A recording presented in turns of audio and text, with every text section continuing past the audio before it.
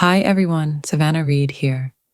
Before we dive into the most intense chapter of my life, a story of betrayal, lust, and the dark side of desire, I just want to thank our incredible subscribers.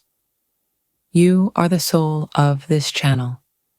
And if you're new here or just stopping by, hit that subscribe button and turn on notifications.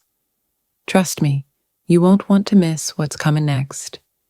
Now, let's go back to the moment everything began to unravel. I always thought I had it all. I'm 38 years old, blonde hair, green eyes, and for the better part of my adult life, I lived what most people would call the dream. I had the house, the marriage, the safety. My husband, Harrison Reed, was everything you could want. Handsome, successful, attentive. We made love gently, talked about our future often, and laughed over wine in our kitchen like a picture-perfect couple.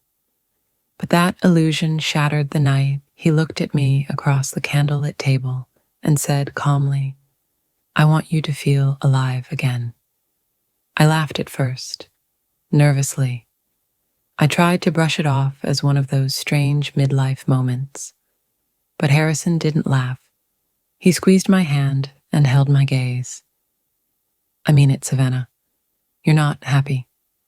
I see it, and I want you to feel what it's like to burn again." His words haunted me. Was I really so empty? Was our life so dull that I needed someone else to awaken me? That night, I stared at myself in the mirror, confused, hurting, and angry. I tried to push the thought away, but Harrison had planted a seed, and every glance, every soft kiss after that moment watered it. It wasn't long before the fantasies started. Late at night, with Harrison asleep beside me, I would slide my hand between my thighs and picture someone else. Strong hands, a darker touch, a kind of hunger I had never known. I hated myself for it, but I couldn't stop. 2 weeks later, everything changed. It was an ordinary Wednesday afternoon. I was at the gym, barely making it through a lackluster workout, when I saw him, Malik Hunter. He was unlike any man I had ever seen. Tall, powerful, his skin glistening with sweat, muscles stretching his black tank top like they might tear it apart. His eyes locked with mine across the room, and it felt like the air had been sucked from my lungs. When he approached, my entire body tensed. "You need a spot?" he asked, his voice low and velvety. I nodded, too stunned to speak. His hands brushed my waist as he helped guide the bar. That simple touch sent electricity straight to my core. I bit my lip, barely holding back a gasp. Afterwards, I thanked him. He smiled. "You come here often?" Cliché. But when he said it, it felt dangerous. Like a door was opening that I wouldn't be able to close again. I left the gym shaking.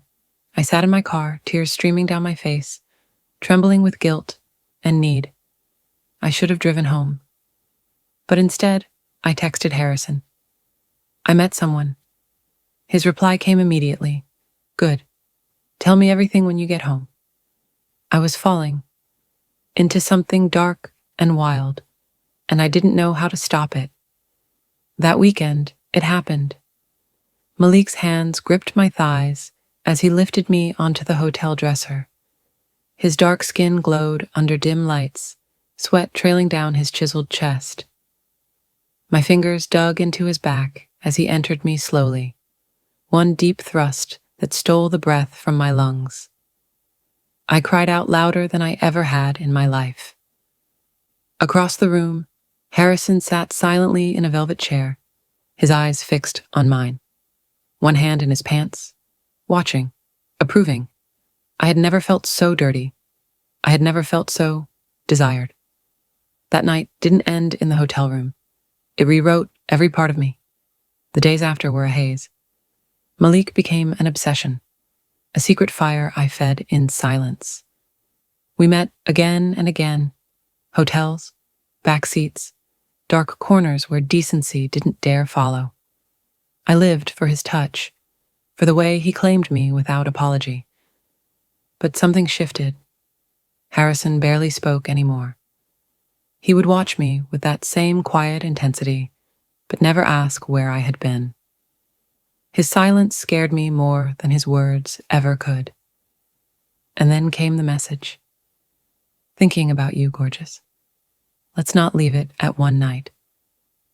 Malik, I should have blocked the number. Instead, I texted back. That Friday, I put on the tightest red dress I owned. The one Harrison once said made me look like trouble. When I walked downstairs, his eyes met mine, calm, knowing. Going somewhere? He asked casually. Out for a drink, I said. Be safe. That was all. No jealousy, no anger, just a smirk playing on his lips like he knew exactly what was about to happen. The Black Orchid Lounge was dim and seductive, filled with jazz and flickering candles. When I walked in, Malik was waiting at the bar. His smile, slow, dangerous, melted me. Without a word, he pulled me close and whispered, "You came." "I shouldn't be here," I whispered back. "But you are." He led me to a private booth. His hand slid up my thigh under the table, fingers finding the edge of my lace panties. I gasped, trembling. "Tell me to stop," he said. I couldn't. I didn't want to. In that booth, I came undone, over and over, silently trembling while strangers laughed and drank just feet away. Later, in the alley behind the lounge, he pinned me to the wall, lifted me effortlessly, and took me again. Rough, desperate, beautiful. When it was over, he kissed my forehead. This is only the beginning. But beginnings often lead to brutal ends. One night, I came home from another sinful meeting with Malik, ready to confess everything to Harrison, to understand why he'd let this happen. I found him in his office. His laptop was open. On the screen were videos of me, with Malik, dozens of them, every kiss, every moan, every filthy act. "You filmed me?" I choked. He sipped wine, calm and cruel. "I had cameras installed the first night. I needed proof." "Of what?" "That you were exactly who I thought you were. Weak, starved, easy." The words cut like knives. "You set me up." "No," he said, standing. "You made your own choices. I just gave you permission." His next words crushed what was left of my soul. Malik was paid to seduce you, paid to destroy you. I collapsed. And then he showed me something else. Another video. Harrison in our bed. With Madison, my best friend.